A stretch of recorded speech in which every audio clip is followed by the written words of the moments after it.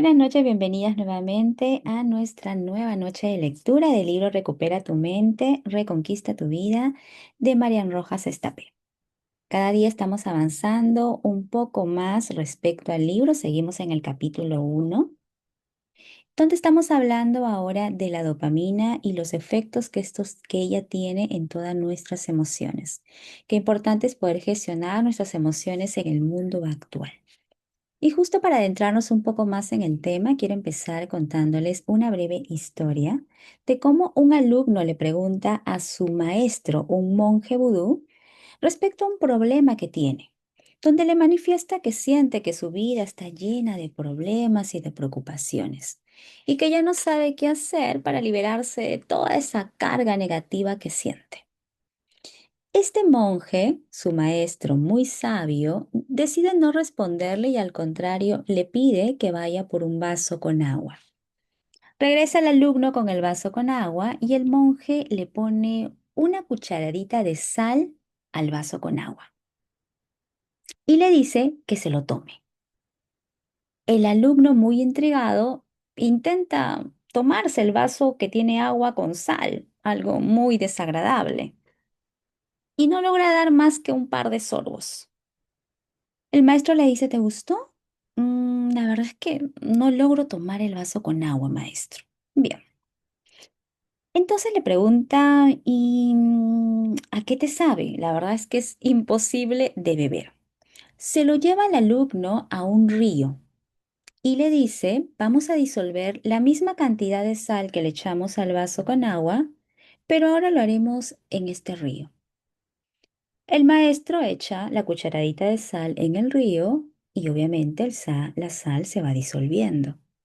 Y le dice, ahora quiero que bebas un poco de esta agua del río que tiene la sal que acabo de agregar. El alumno coge un vaso con agua del río y la toma. Y obviamente el sabor es mucho más placentero. El maestro le dice, ¿y ahora qué sentiste? Sí, ahora sí se puede tomar, maestro. Ahora me ha gustado mucho el agua. Y el maestro le explica, ese dolor y esa tristeza que tú tienes es como la sal. La cantidad puede ser la misma. La forma en la que tú sientas, en que experimentes esa sensación va a depender del tamaño del recipiente donde tú lo pongas. Y aquí nos damos cuenta que esa sal disuelta en un gran río, pues no tiene ningún sabor, inclusive ni se siente. Pero si lo ponemos en un frasco pequeño como un vaso con agua, que es el ejemplo de la historia, obviamente lo vas a sentir mucho más fuerte. Lo mismo pasa con nuestras emociones, nuestras frustraciones, nuestros dolores cotidianos del día a día. Cuando nosotros los guardamos en lo profundo de nuestro corazón, que puede ser un espacio muy limitado, lo vamos a sentir muy fuerte. Pero si hacemos que ese dolor se expanda, que salga, que no se quede en un solo sitio, podemos llegar a eliminarlo con más tranquilidad. Y es este el mensaje, que para tener una vida plena, no tenemos que eliminar el dolor es como la sal, siempre va a existir, pero sí tenemos que expandir nuestra mente y nuestro corazón para que cuando contengamos esa tristeza, ese dolor, no nos consuman por completo. Esta es una pequeña historia respecto a emociones, espero que se hayan identificado con ella. Y para poder adentrarnos todavía mucho más, quiero compartirles una pequeña historia. Es un corto animado que se llama Ataque de Bocadillos. Si ya lo han visto, hacemos el recordatorio ahora de la historia. Este es un pequeño corto animado de solamente 4 minutos, en el cual vamos a ver a través de una historia muy graciosa cómo a veces podemos reaccionar con nuestras emociones. Y después de ello quiero que ustedes me cuenten con cuál de los personajes se identifican, muy importante. Vamos a ver este pequeño corto.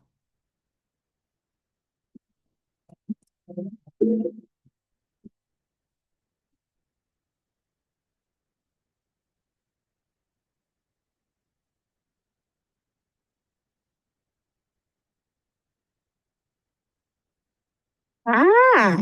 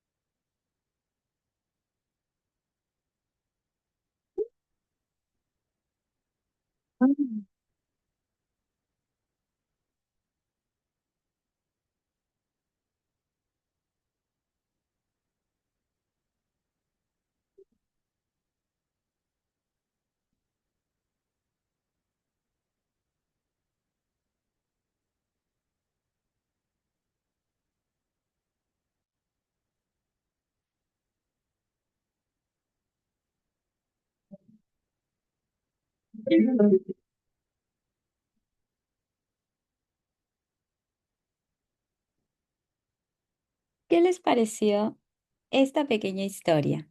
Que por cierto corresponde a un corto que está en el canal de Eduardo Verástegui. Se llama Snack Attack o Pelea de Bocadillos, en el cual estamos viendo la historia de esta viejecita. ¿A cuántos de nosotros se parecerá? Cuando nos pasa algo mal en el día, pareciera que todo el día se nos malogra, ¿verdad? Y pobre de las personas que de casualidad se cruzan en nuestro camino, que tienen que aguantar, entre comillas, nuestro estado de ánimo de ese momento. Gracias, Helen, por el comentario. Efectivamente, así nos pasa con las emociones, que este tema lo habíamos visto en el libro anterior que leímos, Inteligencia Emocional de Daniel Goleman, que nos habla sobre el secuestro emocional. Cada vez que una emoción es tan intensa, nos llega a secuestrar, entre comillas, y nos es difícil salir de ese estado de emoción y poder ver la verdad. A veces la emoción es tan fuerte que nos hace ver cosas que no suceden, como pasó en el caso de esta viejita, que estaba tan inmersa en su cólera que ni siquiera se dio cuenta que ella estaba tomando el dulce de otra persona. Y aquí también la actitud del joven, que con tranquilidad y con una mirada de compasión, comprendió que quizás la abuelita tenía hambre y le convidó sus galletitas sin renegar. ¿A cuál de los personajes nos parecemos, chicos? ¿Y qué hubiésemos hecho nosotros en el lugar del joven, del chico? ¿Hubiésemos reaccionado igual? ¿O a veces nos sentimos atacados e inmediatamente reaccionamos? ¿Qué es lo que sucede, verdad? Y que es normal. Ahí se observa que la señora no está consciente, en efecto. Las emociones fuertes y a veces, entre comillas, negativas nos hacen perder la conciencia y nos llevan a un camino del cual luego reaccionamos, como pasa en el caso de la viejita, y decimos, uy, ¿qué hice? Metí la pata. Bueno, que esta historia nos puede llevar un poco a la reflexión de cómo a veces, entre comillas, sin querer queriendo, nos dejamos llevar por emociones y reaccionamos de una manera que no puede ser o no debería ser la adecuada. Espero que les haya gustado. Ahora les comparto el enlace al video para que también lo vuelvan a ver y lo compartan con aquellas personas que necesitan conocer, ¿por qué no?, este ejemplo de emociones en base de este corto. Vamos a continuar con la lectura de nuestro libro. Ahora sí, estamos en la página 35 del libro virtual y el punto que vamos a leer el día de hoy se llama Más dosis. Empecemos. Recordemos, sí, antes que cualquier palabra, cualquier frase nueva o que llama su atención, por favor, resáltenla en su libro, tomen nota para que después podamos investigar un poco más de ello y sobre todo tener un recordatorio. Nuestra memoria es muy frágil. Lo que yo lea el día de hoy es probable que mañana ustedes lo olviden. Así que ayudarnos de notas estratégicas nos permite poder estar atento mucho más a gusto de lo que vayamos aprendiendo. Empecemos. El cerebro no funciona igual al tomar un producto dopaminérgico solo una vez que al encontrarse envuelto en un consumo crónico. No lo hace de la misma manera ante las recompensas naturales que ante las drogas de abuso. Por lo general, cualquier consumo surge en un primer momento con amigos, en un entorno social, de una fiesta, concierto, bar, y no de forma solitaria. Cuando uno comienza a ingerirnos, solo es cuando podemos pensar que hay, en muchas ocasiones, una adicción. ¿Qué sucede? La dopamina la dopamina liberada facilita y potencia la repetición de conductas para conseguir más y más placer. Hemos visto en el capítulo anterior que con la repetición del consumo, la presión sobre la zona de la cuerda P, que son estos puntos de placer, se debilita y dura menos. Y la zona de la cuerda D, que son los puntos de dolor, se fortalece y se intensifica. Esto se conoce como neuroadaptación. Es decir, cuanta más exposición a la droga, los puntos de placer se van haciendo más débiles y menos numerosos y por lo tanto se necesita más para sentir el mismo placer. A esto se le llama tolerancia, muy relacionada con la dependencia física y psicológica. Cuando el organismo necesita de un producto fármaco para funcionar, ya que no tomarlo le ocasionaría síntomas físicos o psicológicos, se produce una tolerancia de la que te hablo. Se produce esta tolerancia de la que te hablo. Esta se genera con drogas, medicamentos, videojuegos, etc. El consumo de alcohol es otro ejemplo. Si lo ingieres de forma frecuente, necesitarás cada vez más dosis para disfrutar, relajarte o evadirte. Con la adicción al porno sucede algo similar. Ves un video, te excita y te gusta. Al día siguiente quieres sentir lo mismo. Abres tu pantalla y si vuelves a ver el que ya viste ayer, ya no te excita de igual manera. Tu cerebro quiere novedad. Si insistes en ver el mismo todos los días, notarás hasta cierto malestar e insatisfacción. Volver a sentir placer intenso está relacionado con lo nuevo y distinto que puede aparecer. Parte fundamental de esa excitación radica en lo novedoso. Si estás enganchado y decides quedarte con el contenido anterior o la misma dosis de alcohol, tabaco, marihuana o cocaína una y otra vez, el placer no será igual e incluso aparecerá una sensación importante de vacío. Esa oleada de dopamina modifica el sistema de recompensa y disminuye la capacidad de sentir placer. Es por ello que los adictos sienten menos alegría en las recompensas naturales. Consumen únicamente para salir de ese sentimiento de tristeza. Al existir tanta dopamina en la carretera de la adicción, No queda más espacio para los placeres cotidianos. Reunirse con amigos, hacer una excursión o el deporte ya no generan placer.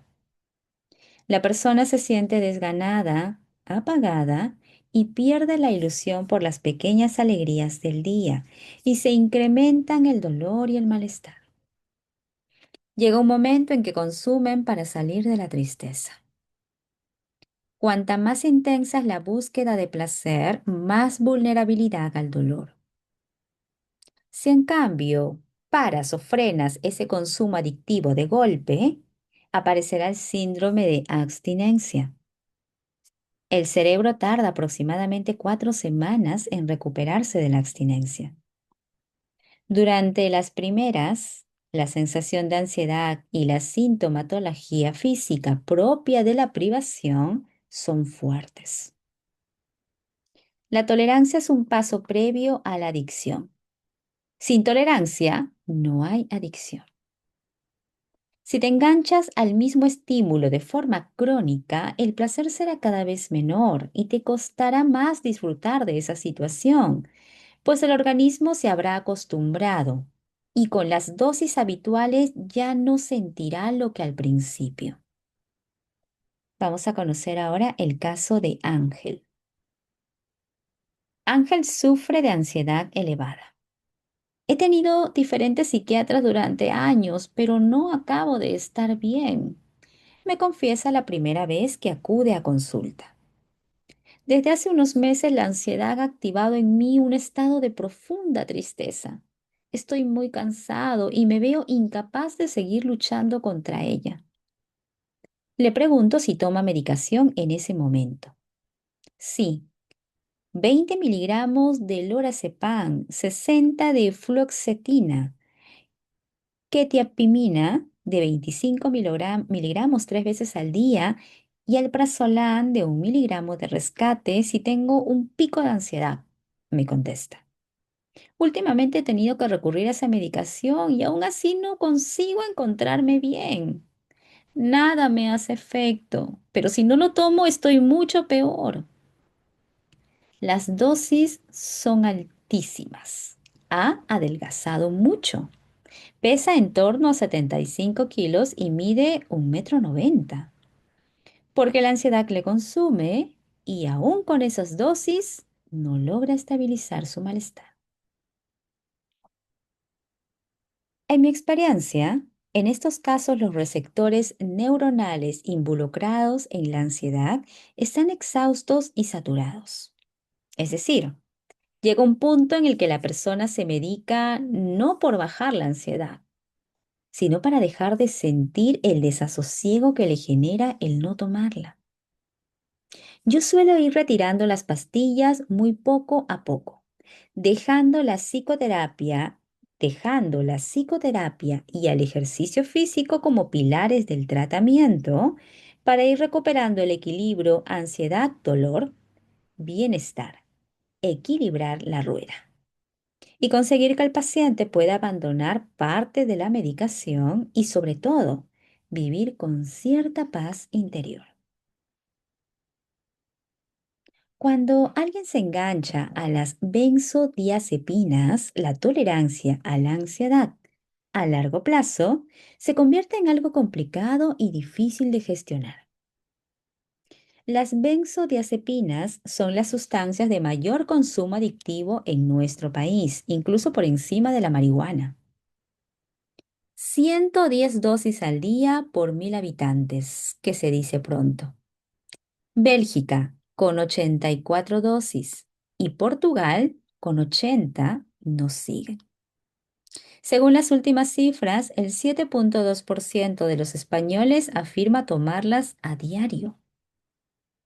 Si ese tratamiento no está asociado a una psicoterapia, existen muchas posibilidades de que te enganches a la pastilla y no sepas vivir sin ella por miedo a tener ansiedad o porque resurjan los síntomas. El síndrome de abstinencia a las benzodiazepinas genera una ansiedad muy fuerte. Aquí la autora nos está hablando de este estudio que ha hecho sobre las benzodiazepinas, que son estos medicamentos que te permiten controlar la ansiedad en muchos casos. Esto, si bien es cierto, es recetado, muchas veces hay en el mercado negro, entre comillas, personas que te pueden abastecer de este medicamento, no necesariamente porque estés pasando un tratamiento, sino para generar algún otro efecto alucinógeno o de calma extrema, entre comillas, drogas en el organismo. Continuemos. Relación entre adicciones y patología mental. Ahora conoceremos el caso de Martina. Martina tiene 35 años y lleva tiempo en terapia por depresión. Sufrió un abuso sexual de pequeña y desde entonces arrastra su herida. Toda la vida ha sentido que la tristeza y la ansiedad son parte de su personalidad. Cuando cortó con su pareja, los síntomas empeoraron. El día que me dejó, llegué a casa.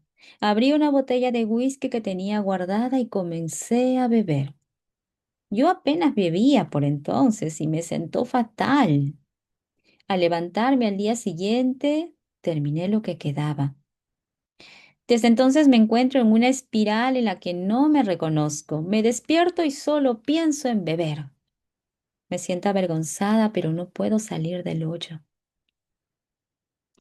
Martina padece lo que denominamos patología dual. Esto sucede cuando una persona presenta un trastorno psiquiátrico y un trastorno adictivo a la vez. Esta combinación empeora el pronóstico y dificulta el tratamiento de los pacientes. Una de las grandes especialistas en este campo, el de las adicciones y la patología dual, es la doctora Nora Volkow. Nació en el barrio de Coyoacán, en la Ciudad de México, y durante su juventud, en los años 70, dedicaba muchas horas a ser de guía turística de su propia casa. La razón, en 1940 habían asesinado en ella a un líder de la Revolución Rusa. Ella es la bisnieta de León Trotsky. Pasaron los años, Nora hizo medicina en la Universidad Nacional Autónoma, optó por la rama de psiquiatría y se especializó en tomografía de emisión de positrones, PEC, para estudiar algunas enfermedades de la mente y el efecto de las drogas. Hoy es una de las grandes expertas en el estudio del cerebro, de las adicciones y de la dopamina en el mundo. Es directora del Instituto Nacional sobre Abuso de Drogas en Estados Unidos, NIDA, en sus siglas en inglés, National Institute on Drug Abuse. Durante mi residencia, acudí a varios congresos suyos en los que tuve la suerte de escucharla y aprender mucho. Tengo todavía guardados los apuntes de una sesión magistral impartida en Madrid. Desde entonces sigo sus escritos e investigaciones. Sus estudios generan un gran impacto en los profesionales de la salud mental. Postula ideas muy interesantes sobre adicciones que quiero plasmar de la forma más sencilla y divulgativa posible. Ya he comentado que solo con ver o pensar en el producto que deseamos se produce una liberación de dopamina. Esto ya lo habíamos mencionado antes. Ya no basta o no es suficiente con tomarlo. Desde que tú piensas o ves ese producto que tú deseas, comienza la liberación de dopamina en el cerebro y por ende en todo el organismo. Este sistema ha sido necesario para la supervivencia, pero tal y como leo en los apuntes que entonces tomé en la sesión de la doctora Volkow, las drogas esclavizaron el sistema y lo desnaturalizaron. Hackearon el sistema y crearon adicción. Una de las ideas más importantes que divulga es que consumir de manera continuada sustancias dopaminérgicas deriva en una pérdida de dopamina, lo que lleva a que el cerebro no la sintetice normalmente. También ha descubierto que ese consumo constante de las drogas implica una disminución de los receptores de dopamina, en concreto los D2, que son los encargados de inhibir y frenar los impulsos. De hecho, lleva años investigando si tener menos receptores influye en cómo disfrutamos de la vida.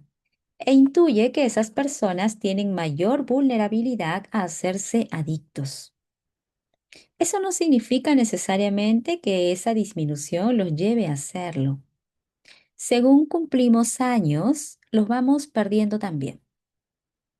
La clave es buscar estrategias para aumentarlos y evitar con ello caer en la adicción. En definitiva, el consumo crónico de drogas inhibe la capacidad del cerebro para liberar de forma natural la dopamina. Si encima hay pocos receptores D2, la posibilidad de adicción es mucho mayor. La neurociencia lanza una pregunta. ¿Tener menos receptores D2 es lo que lleva a la adicción? ¿O es consumir sin cesar lo que influye en perderlos? La investigación es muy amplia, pero hoy, mientras reviso este texto, no hay conclusión clara. Probablemente en los próximos años sí se descubra que es antes el huevo o la gallina. Lo que sí sabemos es, personas adictas que presentan disminución de los receptores de dopamina, más disminución en la liberación de dopamina, es igual a menor disfrute cuando uno se topa con los estímulos placenteros naturales de la vida. Vamos a repetir esta gráfica. Aquellas personas que son adictas tienen disminución de los receptores de dopamina.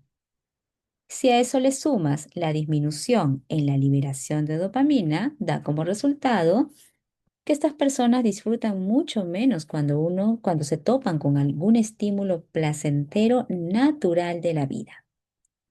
En otras palabras, las personas adictas sufren un robo de la dopamina circulante por sus carreteras de placer natural. Dejan de disfrutar y solo buscan la adicción. Te lo explico con un símil relacionado con el sonido. Por un lado, el volumen en una discoteca o de fiesta y por otro lado, el sonido normal.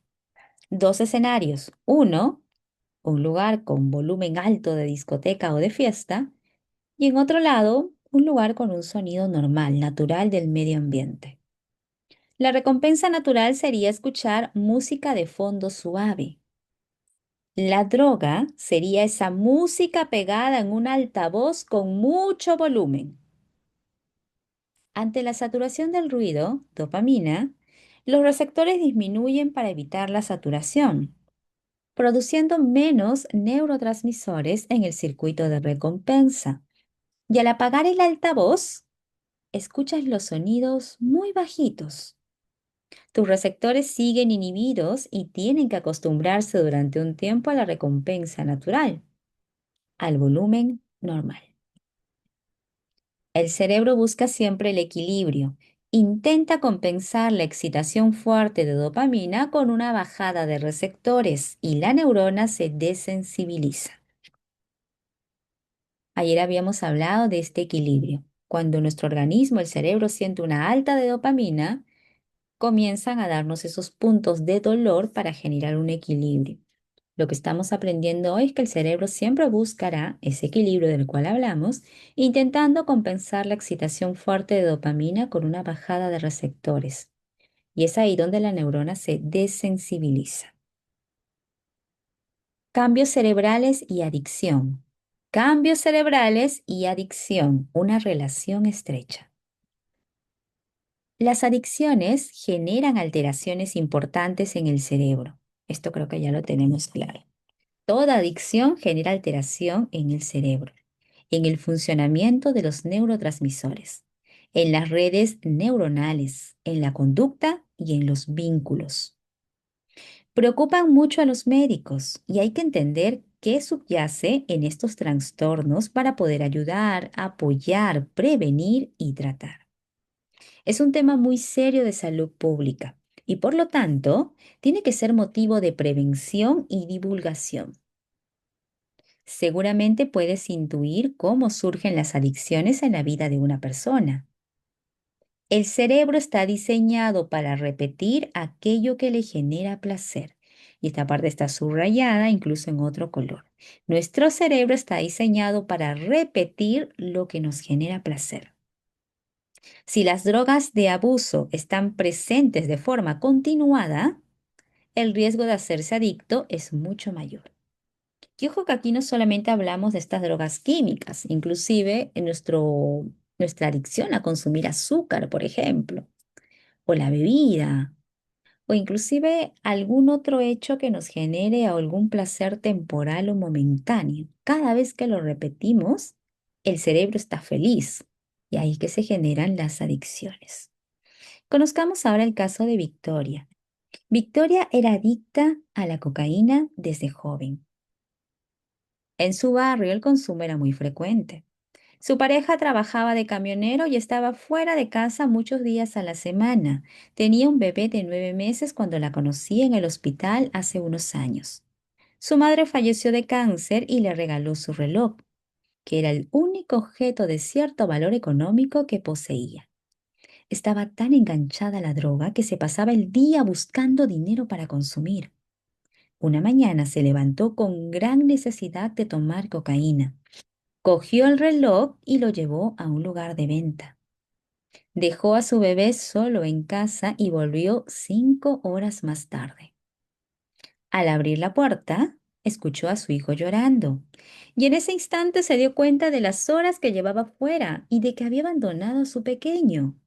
Tuvo miedo de hasta dónde había llegado su adicción y pidió ayuda. Llegué colocada, me dijo entre lágrimas. Me encontré a mi niño llorando en la cuna. Ahí supe que tenía que reconocer mi problema y curarme. Aquí te lanzo una idea sobre las adicciones. Una persona adicta y con mono no ve más allá, no planifica, solo necesita saciar su necesidad de consumo. A veces pone en riesgo su vida, toma decisiones inadecuadas o, como en este caso, incluso abandona a su bebé. Es por esto que sabemos que es casi en vano que nosotros tratemos de racionar, de llegar a un acuerdo con una persona que se adicta a algo, porque por más que nuestros fundamentos tengan valor, esa persona no entiende razones. Como dice el texto, no ve más allá, no planifica, solo quiere saciar su consumo, poniendo inclusive en riesgo su vida y el de las personas que ella más ama. La corteza prefrontal de los adictos pierde la capacidad de funcionar de forma adecuada. Como ya sabes, es la zona encargada de prestar atención, de planificar, de ver a largo plazo y de frenar tus impulsos. Y es la que me interesa que tú potencies y que protejas. Quiero añadir una matiz de descubrimientos de Nora Volkow, de los que he hablado anteriormente. Los pacientes adictos tienen niveles bajos de dopamina y de receptores D2 en la CPF, corteza prefrontal. Es importante puntualizar que estos cambios no son iguales en un fumador compulsivo, en un adicto a la cocaína, a la marihuana o a los videojuegos. De hecho, Volkow descubrió que las personas obesas también presentan la misma característica: niveles bajos de receptores D2 en su corteza prefrontal. Esta es la razón por la que actualmente muchos profesionales abordamos la obesidad como un trastorno que surge por ser adictos a ciertos alimentos, como el azúcar o procesados, asociado a un problema en la corteza prefrontal para gestionar el impulso por comer. Este dato es muy importante. Ese impulso que tenemos por azúcar o productos procesados puede llevar a que una persona sufra de obesidad. Y eso, aquí nos dice, ya es tratado como un trastorno.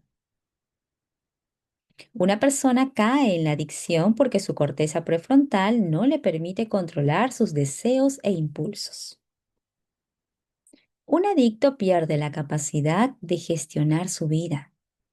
Un adicto pierde la capacidad de gestionar su vida. No tiene control y no puede planificar ni ver las consecuencias que tienen sus actos a largo plazo.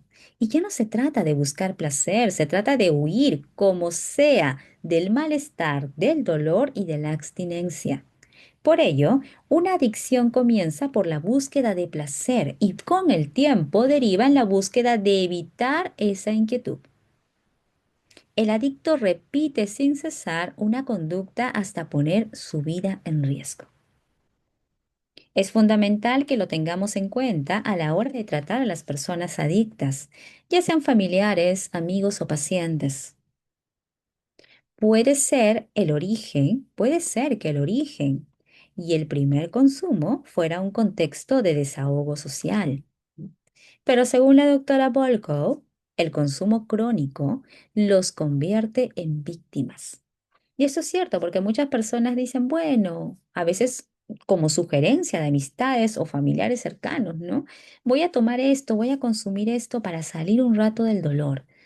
Y al final se vuelve en una adicción importante en sus vidas. Con la droga ni se juega ni se tontea, porque cuando llega a la adicción, la salida es muy complicada. Existen tratamientos, pero seguro que conoces a alguien a quien le está resultando muy difícil conseguirlo. La explicación anterior es esencial para comprender la relación que existe entre la dopamina y las adicciones. La mayor parte de las drogas intervienen sobre el sistema de recompensa, generando dopamina a través de las neuronas del área tegmental ventral, tal y como ya hemos visto. Es decir, cuanto más cantidad se segregue y a mayor velocidad, en el núcleo accumbens, hipocampo y corteza prefrontal, mayor será su poder adictivo. Por otro lado, en los últimos años se ha constatado que existen otros factores biológicos y neurobioquímicos involucrados en las adicciones. Pero quiero intentar hacer sencillo lo complejo con los conocimientos que ya están demostrados y son conocidos. Cada droga tiene un mecanismo de acción diferente, pero todas afectan directa o indirectamente al sistema de recompensa. Las drogas de abuso ahogan este circuito liberando dopamina de forma inmensa, al menos 10 veces superior a un orgasmo. Si la manera de ingerirla es vía nariz o endovenosa, la señal llegará al cerebro de modo inmediato. Ningún placer natural genera esa adicción tan rápida, tan brutal, tan eufórica. Esa saturación y liberación intensa nos lleva a querer repetirlo constantemente y el cerebro, ya lo conoces, se va adaptando a los excesos de dopamina. Según la doctora Volkow, las drogas más adictivas son las metanfetaminas. Las drogas más adictivas son las metanfetaminas. Tanto estas como la cocaína inhiben la eliminación de dopamina en la sinapsis, proceso necesario para poder equilibrar el organismo. El alcohol, el cannabis, la nicotina y los opioides actúan con mecanismos indirectos a través de la modificación de mecanismos de retroalimentación a través del glutamato en el área tegmental ventral o modificando la acción del GABA. Qué importante es esta parte para poder entender cómo son los efectos de estas drogas tan fuertes en el organismo de una persona, que prácticamente dominan toda su razón. Y aquí también este punto importante, cada vez que una persona accede a estas drogas y se genera un placer tan rápido para ellos, el cerebro se acostumbra. Y es por eso que es difícil que una persona salga de un proceso de adicción, ya que su cerebro, su organismo le exige algo que lo lleve a un punto de placer extremadamente alto. Y los placeres naturales de la vida pues ya no son suficientes. Ahora vamos a hablar de la nicotina. Esta es la sustancia química presente en el tabaco con un enorme componente adictivo. Al fumar, la nicotina inhalada se une a los receptores de dopamina en el sistema de recompensa y otras áreas cerebrales, liberando dopamina. En ese instante, el sujeto siente una sensación de euforia leve. Es bastante menos intensa que el de otras drogas conocidas, pero la probabilidad de generar un hábito adictivo es muy alta. Creo que alguna vez en nuestra vida, alguno de nosotros debe haber conocido a una persona adicta al cigarro, o quizás algún familiar, algún amigo, y es una adicción de la que pocas veces se puede salir, salvo que haya un tratamiento de por medio, como también lo recomienda el libro. Vamos a entrar un poco más en este tema. Dice, fumar alivia los momentos de malestar y de ansiedad. Así comienza la adicción. El cerebro asocia el cigarrillo con la sensación de bienestar y vincula ese momento con paz, placer o una vía de escape. No olvides uno de los conceptos más importantes de este libro. El cerebro recuerda lo que le calmó. El cerebro recuerda lo que le calmó. El tabaco produce circuitos adictivos en el que el individuo tiene ansiedad si no está con su cigarrillo en la mano o tiene la posibilidad de poder fumar con facilidad, dentro de un avión o en un viaje en tren. ¿Y cómo funciona la nicotina? Cuando el humo es inhalado, pasa a los pulmones y de ahí pasa a la sangre, desde donde llega en menos de 15 segundos al cerebro. Miren qué rápido, en menos de 15 segundos ese humo inhalado ya está en el cerebro. Sus efectos son rápidos, pero tan rápido como llegan, se van. Ya sabes que las adicciones tienen su base en la rapidez de actuación en el cerebro y la intensidad de liberación de dopamina. Esa es la razón por la que una persona puede fumar varios cigarrillos seguidos a lo largo del día. El tabaco se asocia también a otros rituales y hábitos, como el del café, después de una comida o en el descanso laboral de la mañana. Haber fumado durante años implica soportar las primeras semanas síntomas de abstinencia, como la ansiedad elevada, la irritabilidad, fallos de atención, insomnio o ganas de comer. Si uno decide dejarlo. Esos son los síntomas si uno decide dejarlo. Estos se producen cuando hay dependencia, cuando el cuerpo y el cerebro se han habituado a que exista droga en el organismo. Dejar de fumar es todo un reto y debe ser apoyado con algún tratamiento que palíe la sensación de angustia. Existen métodos, fármacos como parches, chicles de nicotina, inhaladores e incluso libros para salir de esa relación física y psicológica.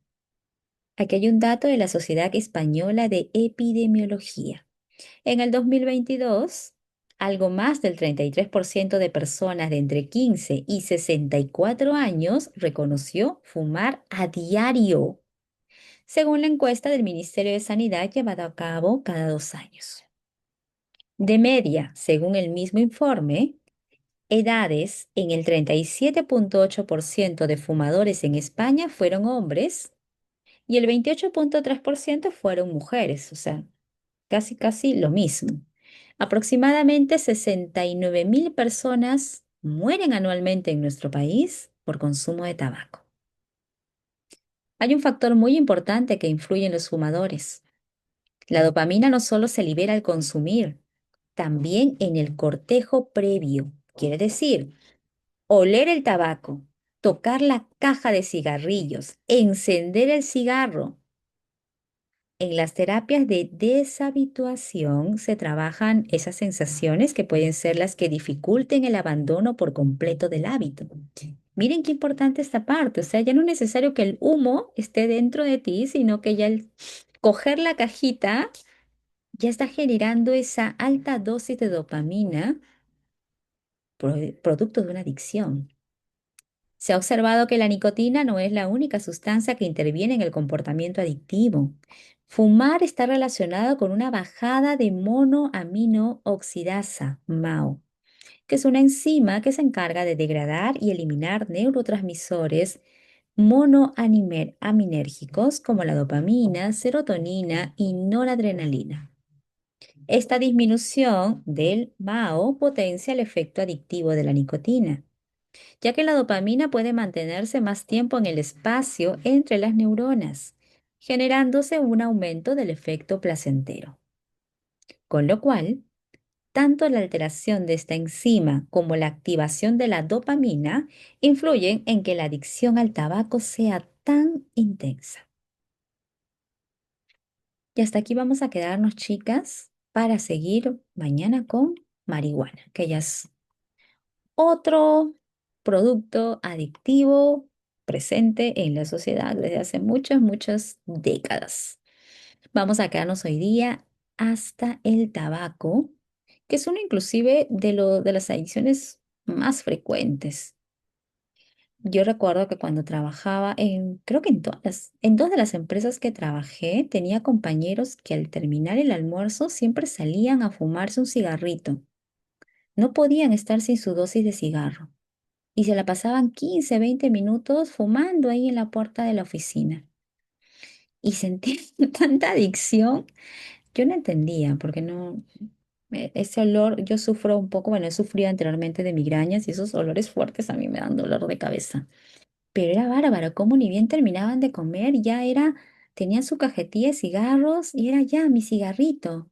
Y te ofrecen, y ese es uno de los puntos que justo el libro nos menciona. La sociedad, la familia influyen bastante en estos casos de adicción. Porque si tú aceptas, como dijo el libro, oh, bueno, para probar, sí, yo estoy estresado, voy a probar. Vamos a ver, es ahí donde inician las adicciones sin querer queriendo, como dice el chavo, pero que al final, si no las sabes gestionar, terminan dañando tu vida para siempre y salir de una adicción es sumamente complicado. Hoy día hemos hablado de, bueno, entrando a estos temas, sobre todo cómo reacciona el cerebro a este consumo de sustancias dopaminérgicas, le llama el libro, donde nos indica que, pues sí, al inicio el placer es muy intenso y ya cuando vas repitiendo ese consumo, ya dura menos el placer y es por eso que tú necesitas más y más. Consumir cada vez una mayor dosis de sustancia para conseguir el mismo efecto placentero que al principio necesita que tú tengas un alto grado de tolerancia y esa tolerancia está relacionada con la dependencia física, o sea, tu cuerpo te pide más y también a nivel psicológico. Aquí también nos ha hablado del alcohol, por ejemplo, inclusive del porno, donde el cerebro siempre busca novedades para sentirse cada vez más a gusto, cada vez más excitado. Pero ¿por qué pasa esto? Porque las personas toman las adicciones como un escape del dolor. Es por eso que les mencionaba que estoy segura que muchos de nosotros conocemos personas adictas al tabaco, al alcohol o quizás por ahí alguna droga. Ya esta persona adicta no busca solo el placer, sino que lo que busca es eliminar ese malestar, eliminar ese vacío, ese dolor que le da también cuando comienza con la abstinencia. Por eso que es muy importante, considero yo, que no se trate solamente algún tema psicológico, sino también que se ahonden en temas emocionales cuando se intenta salir de una especie de adicción, que no solamente se recurra a un psiquiatra, un psicólogo que es básico, sino también de repente a un coach, alguna persona que pueda ver tema de emociones, porque una adicción es un escape al dolor. Y nosotros si conocemos a algún familiar, amigo, persona conocida, pues ser muy compasivos también con ellos, porque están pasando por una lucha totalmente, quizás innecesaria, porque esa adicción es algo que no beneficia al organismo, pero es algo que forma parte de su vida en esos momentos. La autora hoy día nos ha hablado de la doctora Volkow, donde ella ha hecho una investigación respecto justo a estas adicciones, cómo la dopamina reacciona frente a estas diversas adicciones de las cuales hoy día hemos estado evaluando varios puntos. Y nos cuenta que el cerebro está perdiendo, pierde ya la capacidad de sintetizar la dopamina. O sea, ya no basta la generación de dopamina de forma natural, porque se van como que quemando, disminuyendo estos receptores de dopamina, que precisamente están encargados también de frenar esos impulsos. Ya cuando una persona es adicta, pues frenar los impulsos es casi imposible. y que se disminuya esa cantidad de dopamina hace que las personas adictas ya no sientan placer con las cosas cotidianas, como reunirse con amigos, hacer deporte, leer un libro, estar con la familia. O sea, para ellos ya esto no genera ninguna satisfacción, porque su sistema de recompensa está tan alto, está hackeado, entre comillas, y solamente responde a lo que ellos son adictos. Entonces, aquí es importante que esto pueda ser tratado siempre con especialistas que puedan ayudar a estas personas en el proceso, porque ya hay una pérdida de control, ya la adicción prácticamente ha dominado su vida. E incluso el libro nos habla hoy día un poco también de la obesidad, que las personas que sufren de obesidad tienen también estos bajos niveles de receptores que controlan este nivel de dopamina. Y nos dice que la obesidad incluso ya es un trastorno porque es una adicción a ciertos alimentos que no son del todo saludables. Finalmente, lo que estamos viendo es que estas personas que tienen este alto consumo crónico, esta adicción, se vuelven víctimas de la droga, de la propia droga que ellos han elegido. Y el cerebro ya está totalmente alterado. Que salgan de esta adicción es sumamente complicado. Es un fenómeno muy complejo, pero que está totalmente ligado al funcionamiento de nuestro cerebro, en la búsqueda del placer intenso, desesperado, repito, por escapar a episodios de dolor, de malestar. Pero es un llamado también a que nosotros podamos ser comprensivos y, ¿por qué no?, tener más precaución al prevenir estos casos, al menos en nuestro entorno más cercano, que es nuestra primera responsabilidad. ¿Qué les ha parecido a ustedes, chicas? ¿Alguno de estos temas les ha llamado a la reflexión? ¿Tienen alguna consulta, alguna pregunta de repente?